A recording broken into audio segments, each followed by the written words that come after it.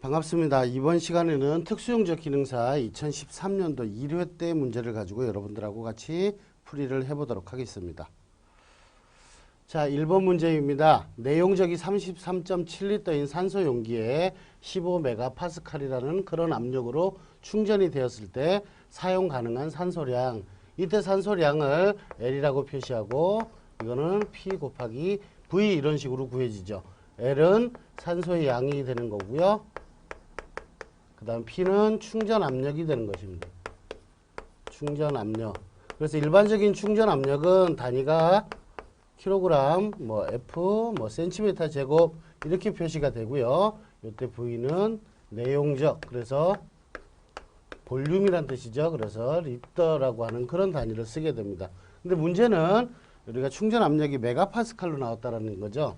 자, 이런 거에서 메가파스칼을 이런 방식으로 변환을 하고자 한다면 1메가파스칼을 킬로그램 단위로 환산을 하게 되면 대략 10.197, 162 이런 식으로 이 상수가 붙어서 환산이 되게 돼요. 그래서 대략 한 10 정도로 이렇게 여러분들이 계산을 하시면 되거든요.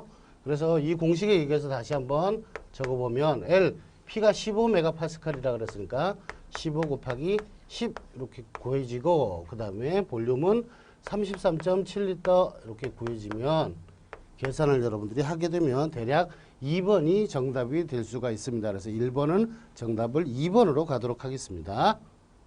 자, 2번 문제 보도록 하겠습니다. 산소 용기 취급 시 주의사항으로 틀린 것을 골라야 되겠죠. 1번의 저장소에는 화기를 가까이 하지 말고 통풍이 잘 되어야 한다. 지극히 당연한 얘기고요. 그 다음에 2번 저장 또는 사용 중에 반드시 용기는 세워두어야 한다.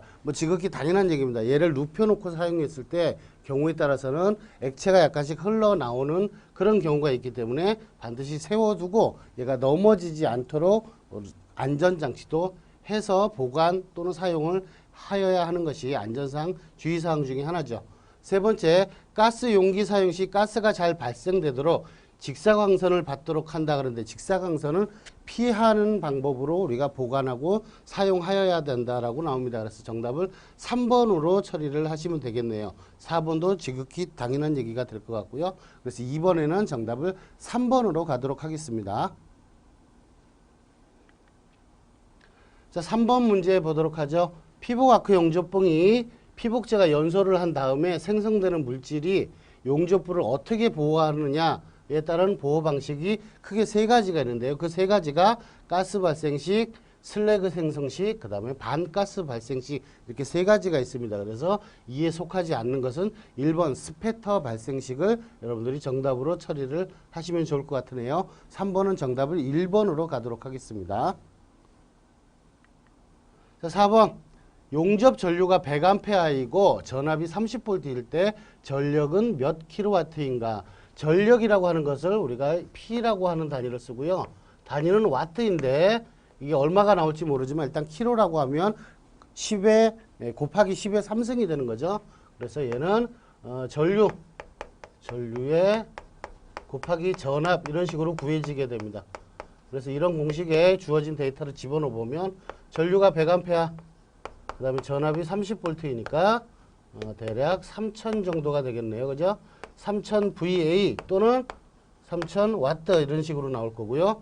얘를 킬로와트로 환산을 하게 되면 대략 3kW 내지는 3kVA 이런 식으로 단위를 쓰게 되겠죠. 그래서 정답은 3kW인 4번의 정답을 3번으로 처리를 하시면 좋을 것 같습니다.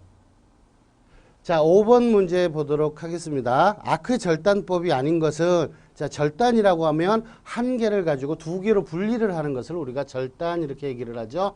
그래서 그럴 때 사용되는 열원을 아크를 이용한다. 그래서 아크 절단법 이렇게 얘기합니다. 보기 중에 2번과 4번은 절단이라는 용어가 나와 있으니까 2번, 4번은 절단법이 맞는 것이고요.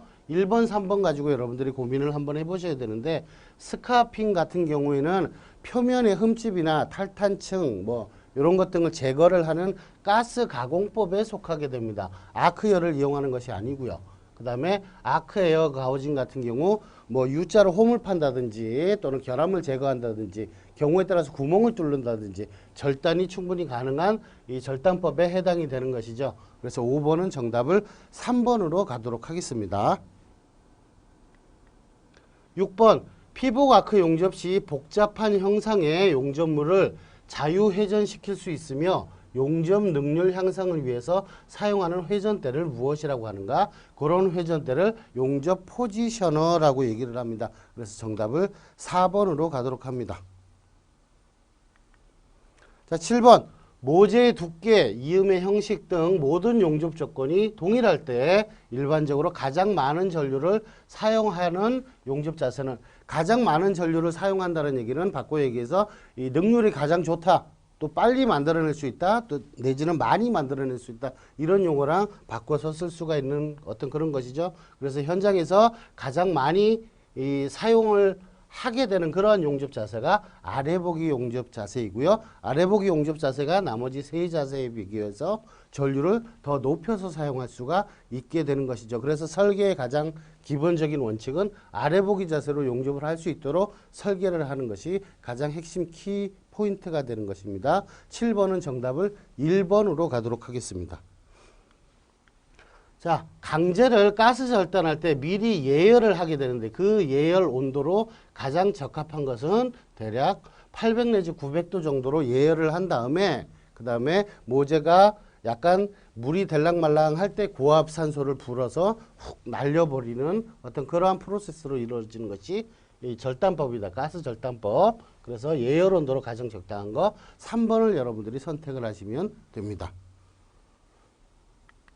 자, 9번 문제 보죠. 아크 용접에서 직류 역극성으로 용접할 때 특성에 대한 설명으로 틀린 것은, 일단 문제를 풀기 전에 직류 역극성에 대해서 한번 알아볼게요. 반대되는 개념은 직류 전극성이 되는 것이죠. 자, 모재적인 측면에서 봤을 때 직류가 모재적인 측면에서 봤을 때 파지티브, 그러니까 즉 양극의 모재가 접속시켜지는 어떤 그러한 것을 직류 전극성으로 고, 바꿔서 직류 역극성은 반대로 접속이 되니까 리버스 폴라리티, 그래서 DCRP로 이 약자로 불려집니다. 이때 모재는 마이너스 극에 연결이 되고요. 용접 봉에는 플러스 극이 연결이 되는 것이 DCRP, 즉 직류 역극성의 성질이고요. 반대로 직류 전극성 같은 경우에는 모재가 플러스 극에 연결이 되고 용접봉이 마이너스 극에 연결이 되죠. 자, 요즘에 직류 전극성, 직류 역극성을 모재적인 측면에서 이렇게 부르는 호칭이 아니고 용접봉적인 측면에서 우리가 호칭을 다르게도 부르게 됩니다. 얘를 용접봉을 일렉트로드 로드, 그래서 E를 쓰고요. 얘가 마이너스니까 네가티브. 그러니까 DCSP나 DCEN 똑같은 용어로 여러분들이 알고 계셔야 되고 이해를 하셔야 됩니다. 얘는 DC고 용접봉 일렉트로드가 플러스극 파지티브로 연결된다. 그래서 DCEP로 연결되는 것이 이런 약자를 쓰게 되는 것도 여러분들이 같이 한번 이해를 해 주시고요. 직류 역극성에서 틀린 것을 한번 골라볼게요. 자, 일단 모재가 마이너스 극에 연결이 되고 용접봉이 플러스 극에 연결이 됩니다. 플러스 극의 열이 대략 한 70% 정도 발생이 되고 모재 측의 열이 30% 정도 열이 발생된다라고 여러분들이 이해를 하시게 되면 용입이 얕다.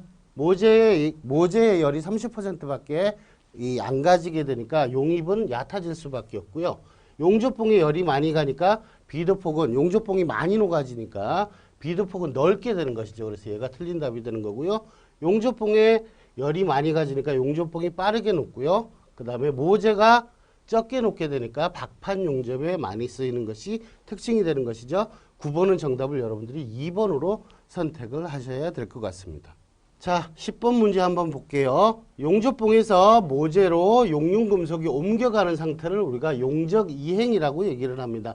용접봉이 녹아서 물방울 형태로 만들어진 것을 용적이라고 하는 용어를 쓰게 되는 것이고요. 용접봉 측에서 모재 쪽으로 옮겨가는 것을 우리가 이행, 이렇게 얘기를 합니다. 그래서 용적에 이행하는 형식이 크게 세 종류로 분류가 될 수 있는데요. 그것이 단락형, 스프레이형, 글로불러형 이렇게 세 가지로 이 교재에도 나와 있고요. 그렇게 설명이 될 수 있습니다. 그래서 용적 이행의 형식이 아닌 것은 불림 이행형, 여러분들이 4번을 정답으로 처리를 하시기 바랍니다. 자, 11번 문제입니다. 아세틸렌 가스가 충격, 진동 등에 의해서 분해 폭발하는 압력은 대략 15도씨에서 몇 기압 이상인가 라고 나오는 것이죠. 그래서 사용하는 압력이 아세틸렌 가스는 대략 1기압 이상에서는 이런 충격이나 진동 등에 의해서 폭발할 우려가 있고요. 만약에 진동이나 충격이 없더라도 2기압 이상에서는 폭발할 우려가 있으니까 사용하는 압력은 대략 1기압 이게 이하에서 사용을 하여야 합니다. 그래서 이 문제에서 나와지는 것처럼 충격이나 진동 등에서 이 분해 폭발하는 압력은 대략 1기압. 우리 교재는 1.5기압 이렇게 나와 있는데요. 이 보기에는 1.5기압이 없으니까 2번을 여러분들이 정답으로 처리를 하시면 됩니다. 자, 12번 문제입니다. 가스 용접에서 전진법과 비교한 후진법의 특성을 잘 설명한 것 중에 그 중에 틀린 것은, 자, 지금 메인은 후진법이 되는 것이죠. 전진법과 비교한 후진법의 특성을 설명한 것으로 틀린 것은 이렇게 나옵니다. 하나 좀 요령이랄까 팁을 드리면, 후진법을 사용하게 되면 좋은 얘기만 주로 있어요. 조금 이따 보여드리겠지만, 그래서 열 이용률이 나쁘다라고 얘기하는 것을 여러분들이 정답으로 처리를 일단 하시고요. 가스 용접에서 전진법과 후진법을 비교한 것이 여러분들 교재에 나와 있습니다. 그것을 정리를 해보면, 열 이용률은 후진법이 좋고요. 용접 속도는 후진법이 빠르고요. 그래서 비드 모양도 매끈하지는 못하다. 요거를 제외한 나머지는 대부분 후진법이 훨씬 더 좋은 효과가 나오는 어떤 그런 방법입니다. 그러나 대다수 이 용접하는 방법은 전진법을 위주로 많이 사용하게 돼요. 특히 오른손 잡이인 경우는요. 그래서 이런 시험 문제가 대단히 잘 나오기는 하는데, 여러분들 전진법과 후진법 비교했을 때 대략 후진법은 좋은 얘기가 많이 나온다. 여러분들 감을 그렇게 잡으시면 될 것 같고요. 12번 문제는 정답을 1번으로 처리를 하시면 됩니다. 13번 문제입니다. 모재 두께가 4mm인 그런 모재를 용접할 경우에 가스 용접봉을 선택을 하게 될 텐데, 그때 이론상의 지름은 대략 몇 mm인가. 그래서 교재에 이 가스 용접봉 지름을 구하는 공식이 이렇게 나와요. 그것까지도 여러분들이 이렇게 외우고 있으셔야 되죠. 2분의 t 더하기 1. 그래서 가스 용접봉 지름을 d라고 얘기를 하고요. 용접봉의 지름을 d라고 얘기하고, 얘가 판두께가 되는 것이죠. 자, 이런 공식이 있으니까 요 정도 여러분들이 좀 외워주시고요. 그래서 d는 2분의 모재 두께가 4mm라고 얘기하셨죠. 4mm 더하기 1. 예, 약분하면 2mm가 될 거고요. 더하기 1. 그래서 3mm 정도 지름을 가진 용접봉을 가지고 4mm인 모재 두께를 용접을 하면 좋겠다. 정답을 3번으로 처리를 하시기 바랍니다. 자, 14번입니다. 고압에서 사용이 가능하고 수중 절단 중에는 기포의 발생이 적어서 예열가스로 가장 많이 사용되는 것은 어느 것이냐라는 그런 문제죠. 자, 문제는 수중에서 한다라는 겁니다. 수중에서 하고, 그 다음 여기 나와 있는 가스 중에서 우리가 가장 많이 사용할 수 있는 것은 뭐 프로판이나 뭐 부탄은 사실은 우리 용접에는 잘 쓰지는 않습니다. 프로판 내지는 우리가 아세틸렌 가스. 그래서 얘는 C가 2개고요. H가 2개고, 얘는 C가 3개고, H가 8개죠. 그래서 불포화, 탄화, 수소 이렇게 얘기를 합니다. 수중에 주로 많이 이용되는 것은 수소가 이용이 되고요. 우리가 조금 아까 아세틸렌 가스가 대략 1.5기압 정도에서 충격을 받으면 폭발의 우려가 있다라고 말씀을 드렸죠. 수중이라면 물 속이니까 이 수압에 의해서 이 정도 압력이 올라가기 때문에 아세틸렌 가스는 수중 절단에서는 이용이 안 됩니다. 그런 측면에서 아세틸렌 가스가 아니고 수소 가스를 수중 절단에서 예열 가스로 사용하는 것이 일반적이죠. 14번은 정답을 2번으로 가도록 하겠습니다. 자, 15번 문제입니다. 용접용 가스의 불꽃 온도 중에서 가장 높은 것은, 용접용 가스라고 할 때 이 가스는 크게 두 가지로 분류가 됩니다. 가연성 가스라고 하는 거 하고요. 그 다음에 가연성 가스가 이 연소를 할 때 도와주는 지연성 가스 내지는 조연성 가스라고 이렇게 부르는 거, 이렇게 두 가지를 혼합해서 이때 불을 약간 붙이게 되면 가연성 가스가 자기 스스로 불이 붙고요. 거기에 지연성 가스가 더 많은 열을 낼 수 있도록 도와주는 가스죠. 이 지연성 가스의 대표적인 것이 산소나 공기 이렇게 될 거고요. 그 다음에 지연성 가스에는 뭐 아세틸렌이라든지 뭐 프로판이라든지 바로 앞전에 풀어봤던 불포화 탄화수소 계열의 그러한 가스를 우리가 가연성 가스 이렇게 얘기합니다. 그래서 가연성 가스와 지연성 가스가 어떤 걸 조합을 하느냐에 따라서 온도가 달라지는데요. 그때 산소 수소 불꽃, 산소 아세틸렌 불꽃, 도시가스와 산소를 섞은 그런 불꽃, 천연가스와 산소를 섞은 불꽃, 그 중에 가장 온도가 높은 것은 2번 산소 아세틸렌 불꽃입니다. 대략 온도가 3430도 정도 나오고요. 산소 수소 불꽃은 대략 2900도 정도 나오거든요. 그러니까 용접용으로 많이 활용이 되고 가장 온도가 가장 높은 것은 여러분들이 2번을 정답으로 하시고요. 이런 가연성 가스와 지연성 가스의 조합으로 몇 도의 온도가 나오는지는 이 다음에 보여드리도록 하겠습니다. 자, 각종 가스의 불꽃의 최고 온도, 그래서 아세틸렌, 수소, 도시가스, 천연가스, 우리가 보기에서 봤던 가연성 가스와 산소 내지는 공기 등의 지연성 가스가 혼합을 했을 때 최고 온도가 아세틸렌은 3430도, 수소는 2900도, 도시가스는 2537도, 뭐 이런 이 온도 분포를 보이죠. 그래서 용접에 가장 많이 이용하는 가스는 아세틸렌 가스라고 여러분들이 이해를 하시고, 그래서 15번은 정답을 2번으로 가도록 하겠습니다. 자, 16번. 가변 저항기로 용접 전류를 원격 조정하는 교류아크 용접기는, 원격 조정이라는 얘기는 멀리에서 전류를 조정한다라는 그런 의미죠. 이 원격 조정이라는 어떤 그런 핵심 키워드를 가지고 여러분들은 가포화 리액터형이다 라고 하는 것을 여러분들이 이해를 하셔야 됩니다. 가포화 리액터형은 원격 조정이 키워드가 되는 거고요. 가동 철심형은 철심이 움직여서 전류를 조정한다는 얘기고요. 가동 코일형은 코일을 움직여서 전류를 조정한다. 탭 전환형은 코일이 감긴 회수에 따라서 전류를 조정한다. 이런 전류 조정의 핵심 키워드를 여러분들이 이해를 하시기 바랍니다. 16번은 정답을 1번으로 가도록 하겠습니다.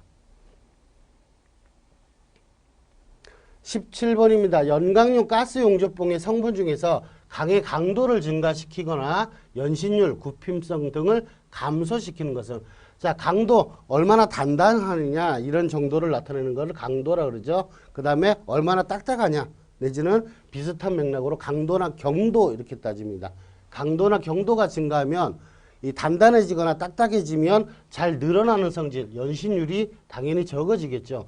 굽힘을 했을 때 얼마나 잘 늘어나야 이 가공성이라고 하는 것이 있는데, 그 가공성을 감소시키는 성분은 이 철강 재료 중에서 탄소에 해당이 됩니다. 그래서 탄소가 증가하면 강도나 경도는 증가하지만 잘 늘어나는 거하고, 그 다음에 특히나 우리의 관심사인 용접성 또한 떨어지게 되는 것이죠. 예, 그래서 여러분들이 이 강도를 증가시키려면 탄소의 함유량을 증가시켜야 되지만 용접이 잘 되기 위해서는 적정한 탄소량을 유지를 하는 것이 좋습니다. 17번은 정답을 3번으로 가도록 하겠습니다.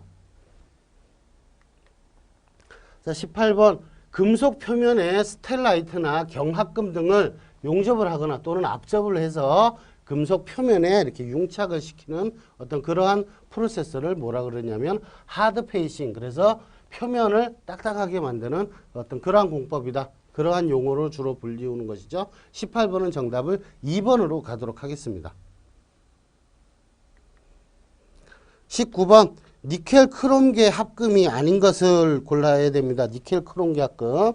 그래서 니켈 크롬계 합금, 뭐 니켈 합금 중에서 니켈 크롬, 그 다음에 니켈 구리, 니켈 철 여러 가지 합금을 다른 용어로도 많이 부르게 되는데요. 그 중에 니켈 크롬계는 크로멜, 니크롬, 뭐 인코넬 이런 식으로 부르게 됩니다. 두랄루민은 여러분들을 아마도 들어보시지 않았을까요? 이 알루미늄 합금 중에서 알, 구리, 망간, 마그네슘 뭐 이런 그 조합의 합금이 되는 것이죠. 그래서 우리가 이 외울 때 알구, 마망 이런 식으로라도 외우게 됩니다. 그래서 두랄루민은 알미늄 합금의 종류이게 되는 것이니까 19번은 정답을 4번으로 처리를 하시면 됩니다. 자, 20번 문제 풀어보도록 하죠. 스테인리스 강 중에서 용접 부식의 원인이 되는 것은, 자, 스테인리스 강에서 이 부식이라는 것을 담당하게 되는 그러한 합금 원소가 크롬이라고 하는 합금 원소입니다. 이 크롬. 그러니까 스테인리스 강은 크롬하고 니켈하고의 합금이 되는 것이죠. 그 중에 크롬이 이 부식을 방지하는, 그러니까 내부식성의 역할을 담당하게 되는데, 이게 사용하는 온도 내지는 용접을 한다든지 하는 온도 중에서 대단히 고온에서 크롬이라고 하는 애하고 탄소가 이 둘이 만나가지고 예를 들면 크롬 23에 탄소가 여서 이런 탄화물을 만들기 때문에 부식성이 점점점 없어지게 됩니다. 그래서 특정 온도 구간을 이게 되게 빠르게 지나가는 고용화 열 처리를 한다든지 뭐 그런 식으로 해서 부식성을 계속 내부식성을 계속 유지를 하는 어떤 그러한 측면도 있는 것이죠. 그래서 얘가 스테인리스 강이 원래는 부식이 일어나지 않아야 되는데 부식이 일어났다면 이 원인은 어디서 찾을 수 있느냐면 크롬이 탄화물을 만들었다.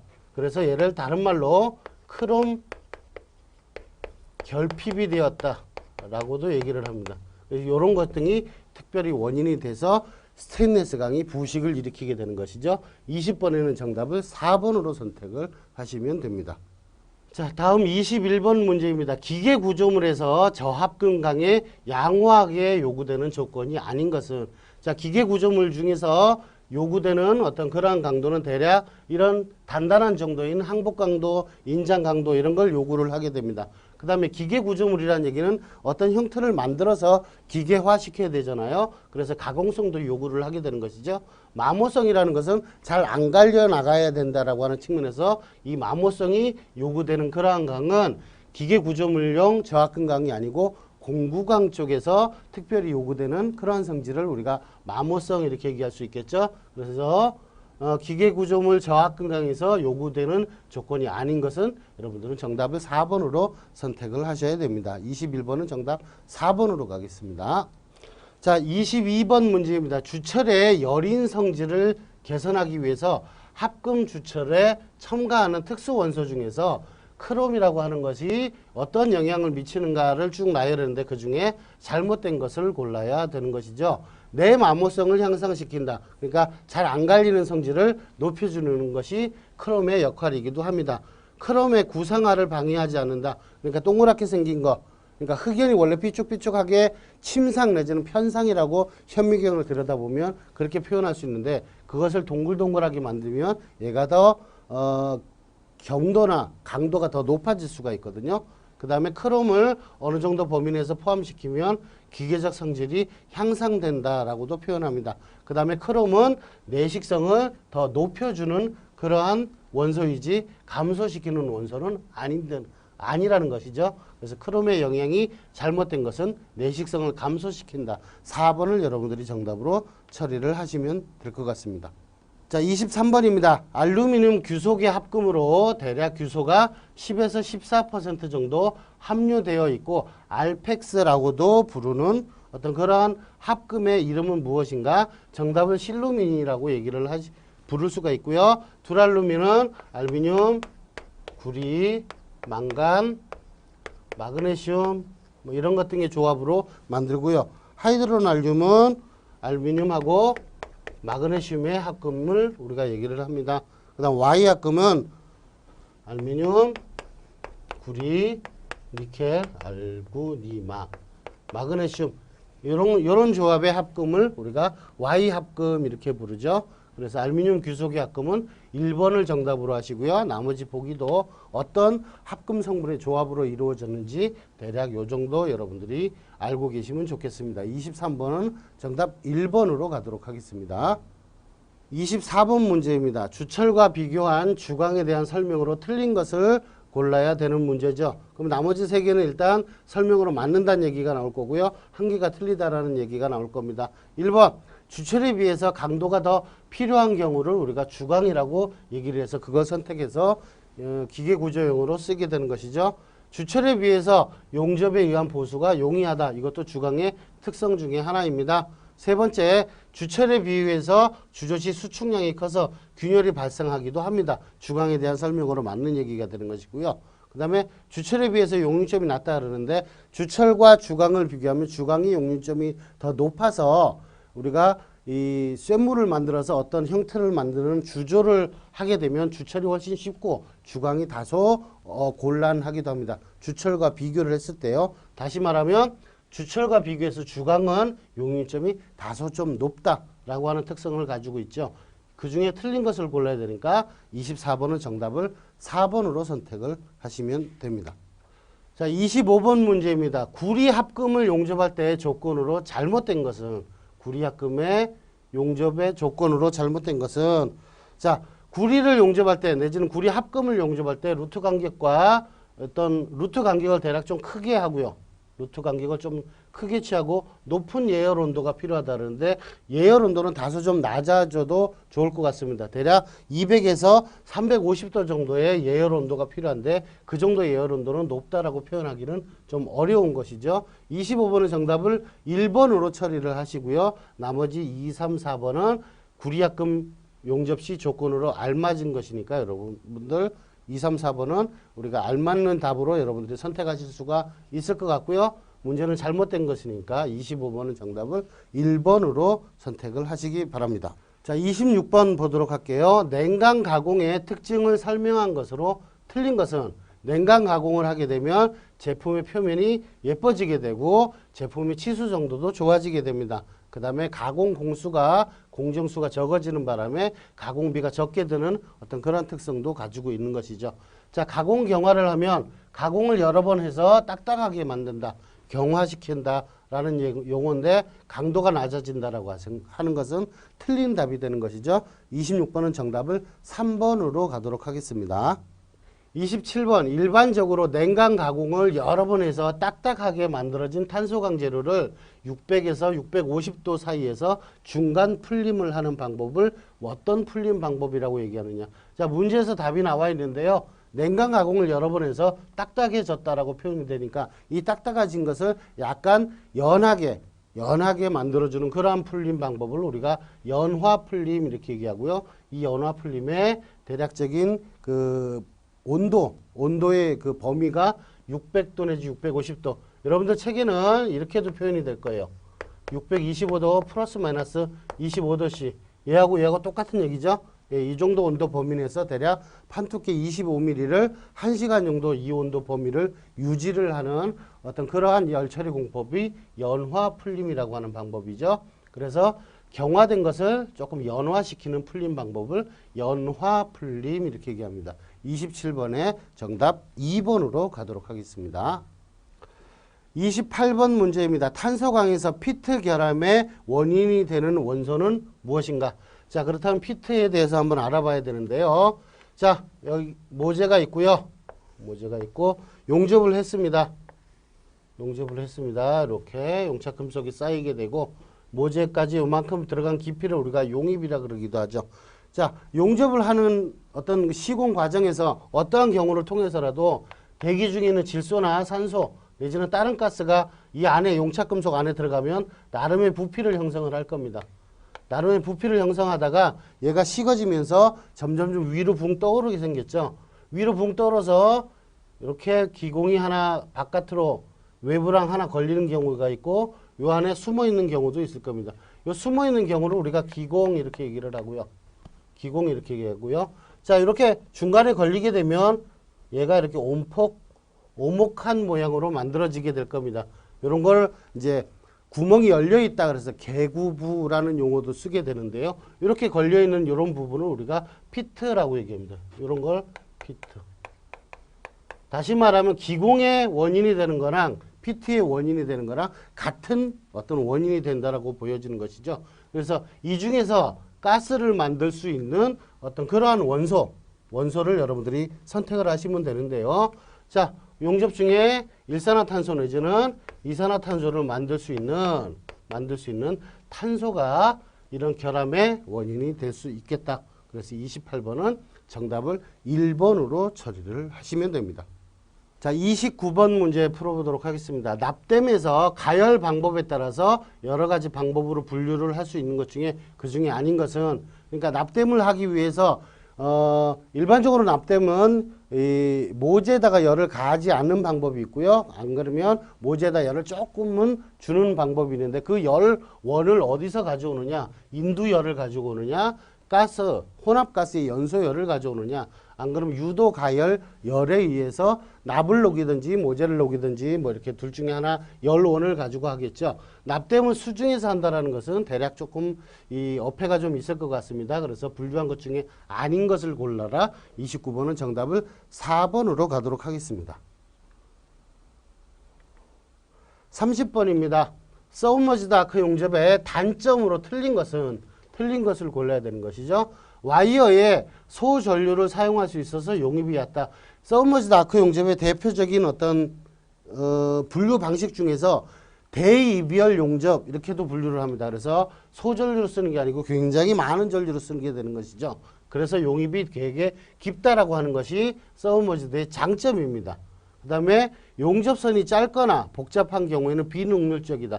서브머지드 아크 용접은 자동 용접 방법이기 때문에 용접선이 일자로 똑바르게 좀 길다면 훨씬 더 효과를 볼 수가 있는 것이죠. 예, 이런 것은 단점으로 맞는 것이고요. 루트 간격이 너무 크면 용락될 위험이 있다.